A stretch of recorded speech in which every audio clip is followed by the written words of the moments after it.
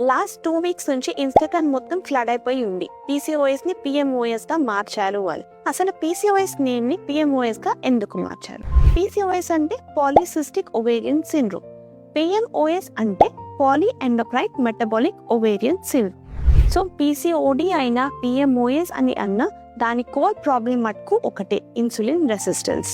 So insulin resistance వల్ల hormonal imbalance అవ్వడం, weight gain అవ్వడం, పీరియడ్ ఇష్యూస్ రావడం, ovulation problems, infertility, metabolic issues, BP ఎక్కువయ్యే రిస్క్, డయాబెటీస్ వచ్చే రిస్క్ ఇవన్నీ రావడం జరుగుతుంది. కాబట్టి నేమ్ మార్చినంత మాత్రాన మీరు స్ట్రెస్ అవ్వాల్సిన అవసరం లేదు. ట్రీట్మెంట్ స్ట్రాటజీ ఒకటే, లైఫ్ స్టైల్ చేంజెస్, ఈ డైట్, వర్కౌట్ ఇవన్నీ మీరు యూజువల్గా ఎప్పుడైతే మీకు డాక్టర్ సజెస్ట్ చేస్తున్నారు కదా అలానే కంటిన్యూ చేయడాలి. సో PMOS అని ఈ నేమ్ చేంజ్ చేయడానికి మెయిన్ రీజన్ ఏంటి అంటే PCOD మిస్లీడింగ్ గా ఉంది. అంటే ఓవరీస్ తో సిస్ ఉన్నాయి అని అనుకుంటున్నారు, బట్ యాక్చువల్లీ ఓవరీస్ తో సిస్ అనేవి ఉండవు.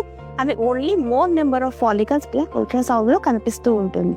సో అవేర్నెస్ క్రియేట్ చేయడానికి ఇది ఓవరీస్ ప్రాబ్లం మాత్రమే కాదు, it is more deeper metabolic issue అని తెలియజేయడానికి ఈ నేమ్ ని మార్చారు. సో PCOD అయినా PMOS అయినా మీరు మటుకు మీ లైఫ్ స్టైల్ చేంజెస్ ని కంటిన్యూ చేయండి.